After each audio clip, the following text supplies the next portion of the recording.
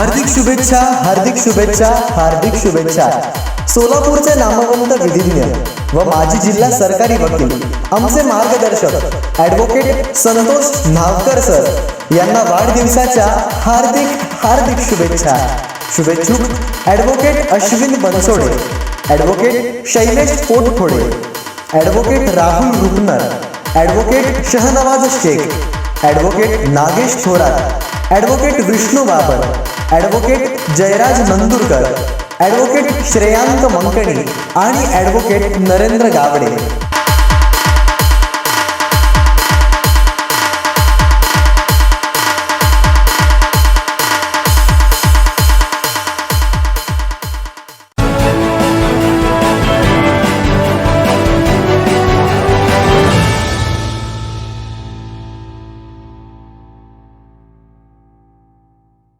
मी दिलीप शिंदे, भारतीय जनता पार्टीचा 1990 पासून प्रमोदजी महाजन वल्ल्यासाहेबांसोबतचा सोलापूरचा स्थानिक कार्यकर्ता आहे. सोलापूरची लोकसभेची निवडणूक सध्या सुरू आहे. भारतीय जनता पार्टीने उमेदवार देण्यासंदर्भात ज्या ज्या भूमिका बजावल्या त्यात आम्ही त्यांचं स्वागतच केलेलं आहे. आणि उमेदवारी देताना मात्र जे स्थानिक उमेदवार सोलापूरकरांना हवा होता, भारतीय जनता पार्टीच्या हर एक कार्यकर्त्यांनी, स्थानिक नेत्यांनी, पदाधिकाऱ्यांनी, आमदारांनी, सोलापूरच्या स्थानिक कार्यकर्त्यांनी सगळ्यांनी आक्रोश व्यक्त केला होता की आम्हाला सोलापूरचा उमेदवार द्या म्हणून. स्थानिक उमेदवार द्या, सोलापूरचा स्थानिक उमेदवार द्या. मात्र त्या मागणीकडे सगळ्यांनी दुर्लक्ष केलं आहे.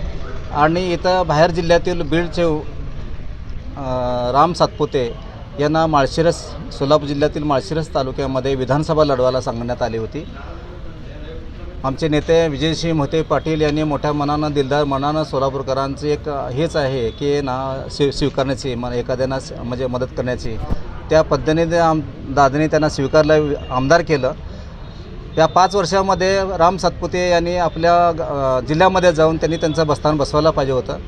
तसं न करता त्यांनी परत आता माळशिरस विधानसभा संपली की ते आता सोलापूर लोकसभेला त्यांनी इच्छुक झाले आणि त्यांना तिकीट देण्यात आलं. आता ते भविष्यात काय करतील की सोलापूर लोकसभा येणाऱ्या 5 वर्षाच्या पंचवार्षिक निवडणुकीमध्ये पुढच्या ते परत आता लातूर विधानसभेला मागतील, लोकसभेला मागतील. हे पुढे तर थांबणार आहे का नाही? मंत्र्याला मंत्री, आमदाराला आमदार, खासदाराला खासदार, सामान्य कार्यकर्त्याचे कधीतरी कोणता दखल घेणार आहे का नाही? सोलापूरमधून जे सोलापूरमध्ये ज्या मुलाखती व्हायला हव्या होत्या, एक यादी म्हणजे त्यांनी टाईम टेबल ठरवायला पाहिजे होतं की या तारखेपर्यंत अर्ज करा लोकसभेचे उमेदवार भारतीय जनता पार्टीकडं. तसं काय टाईम टेबल ठरवण्यात आलं नाही. उमेदवारी जे उमेदवार होते त्यांच्या इच्छुक उमेदवारांच्या मुलाखती घेण्यात आल्या नाहीत. थेट उमेदवार लादला गेला सोलापूरवर. राम सातपुते यांचा एक पार्टीकडे साधा एखादा अर्ज नाही आहे. आणि त्यांचं आम्हाला सांगितलं जातं आहे की सगळ्यांना की जेव्हा आम्ही नेत्याकडे विचारलं गेलो की साहेब सोलापूरचा स्थानिक उमेदवार द्या, मी पण आहे असं सगळ्यांनी म्हटल्यानंतर त्यांचं एकच म्हणणं आलं उत्तर, सर्वेमध्ये नाव आहे का तुमचं? सर्वेमध्ये नाव आलं असेल तर 100% होऊन जाईल. सर्वेचा आम्हाला पुढं करण्यात आलं. राम सातपुते यांनी साध्या पार्टीचा सोलापूरच्या भाजप कार्यालयामध्ये एक अर्ज दिला नाही. तर त्यांचं सर्वेमधून कसं नाव राहतं?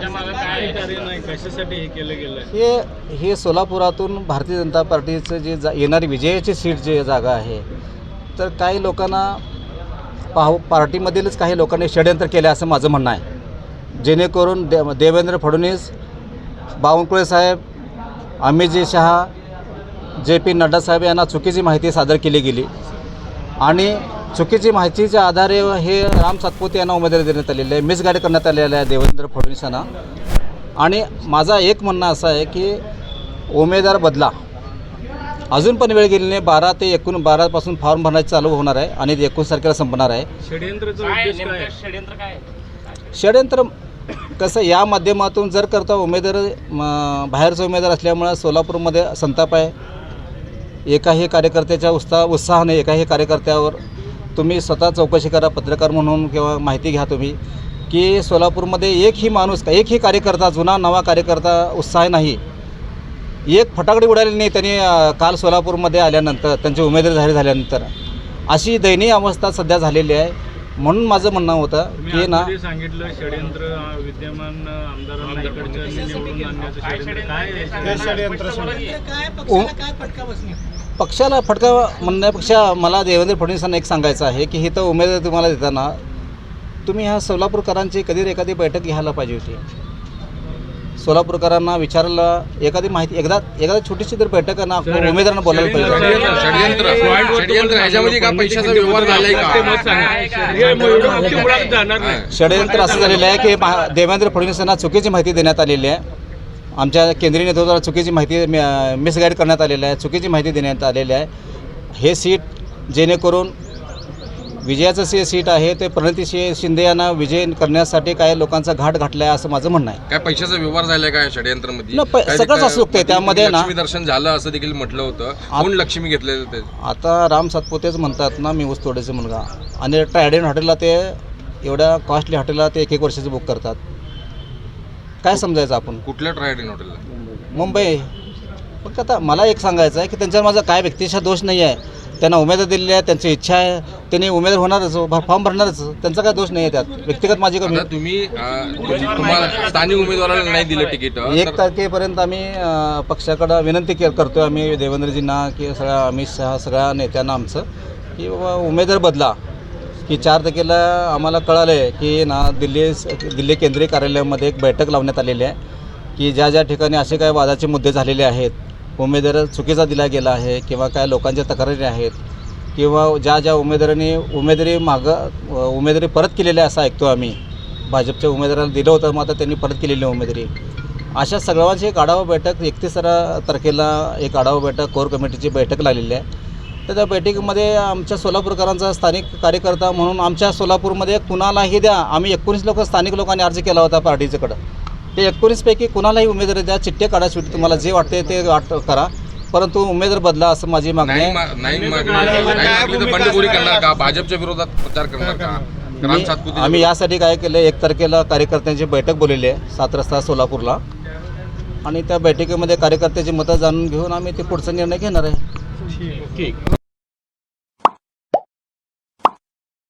Like, subscribe, click on the bell.